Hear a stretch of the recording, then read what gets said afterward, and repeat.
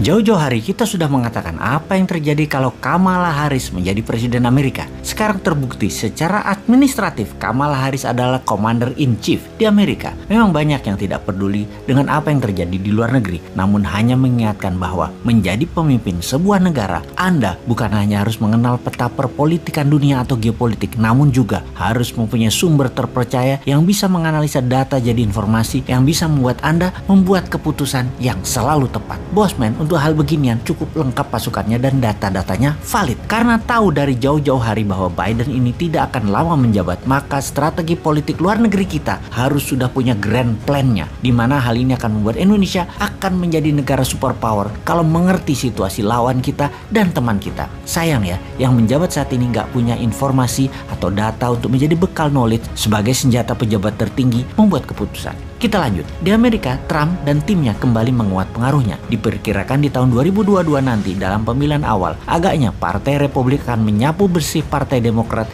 di Senat dan di Kongres. Trump saat ini adalah pengendali Partai Republik di Amerika. Kemungkinan besar kebijakan Amerika di tahun 2022 adalah mulai serang Tiongkok secara lebih frontal. Hot war akan mungkin terjadi, walau dunia lebih senang dengan Cold War, perang spionase, perang intelijen, perang dagang, perang cuaca, namun agaknya hot war bisa terjadi dan ground floor-nya atau battlefield-nya adalah Taiwan. Kita semua mengetahui setelah Tiongkok meluncurkan virus kemudian muncul vaksin dan kemudian PCR. Di Indonesia doang sih PCR, kalau di negara lain PCR itu buat yang sakit. Di sini di Indonesia PCR tuh buat semuanya, yang sakit terutama yang sehat. Semua itu lebih kita kenal dengan istilah pandemi. Ini semua adalah masalah demand dan supply. Dalam bisnis, kemampuan create demand adalah kunci sukses. Untuk pandemi kali ini kita tidak usah jelaskan mana yang supply, mana yang demand. Anda pasti sudah pinter. Kemudian masalah climate change. Ini hanya akal-akalan istilah. Lebih tepat kata-katanya bukan climate change, tapi climate warfare atau perang cuaca. Perang cuaca juga merupakan rencana bisnis, yaitu create demand dan menyediakan supply. Kita semua tahu cuaca ekstrim tercipta akan mengakibatkan kekurangan pangan di seluruh dunia.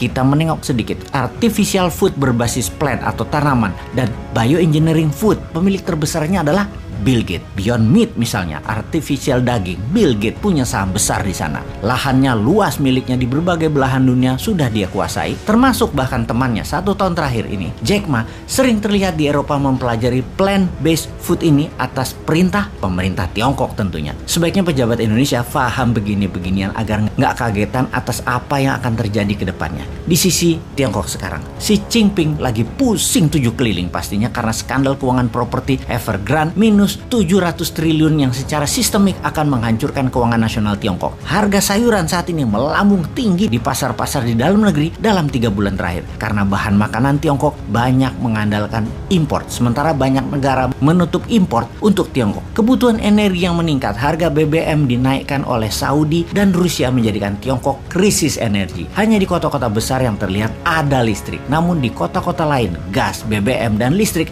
bermasalah besar di Tiongkok. Aktifnya mesin-mesin produksi ternyata membuat cuaca ekstrim terjadi di Tiongkok yang menyebabkan polusi berat hampir di semua wilayah pantai timur Tiongkok. Efek gejala memburuknya keadaan dalam negeri tersebut terjadilah panik buying di masyarakat saat ini. Rencana Xi Jinping untuk tidak kehilangan muka di dalam negeri, yaitu Tiongkok berjanji akan melakukan aneksasi atau penggabungan Taiwan, agaknya akan menjadi isapan jempol. Tiongkok tidak akan punya kekuatan logistik diperkirakan untuk menyerang Taiwan. Makanya kalau Newman jadi Commander-in-Chief di Indonesia, maka seluruh produk yang menuju Tiongkok alias barang ekspor ke Tiongkok seperti batu bara, nikel dan bahan baku lainnya ditahan, jangan dikirim. Maka Tiongkok pasti panik, akan bertekuk lutut itu Tiongkok di depan Newman. Lalu seperti Putin dengan Trump, dijadikan Trump presiden Amerika di 2024 dan Indonesia harus bermain. Jadikan Trump di tahun 2024 presiden Amerika, namun pastikan hutang IMF Indonesia dinolkan, lunas. Tirulah cara Putin tersebut. Lalu apa yang kita lakukan? Cyber army para buzzer akan dipakai untuk memainkan ke negara adik kuasa tersebut,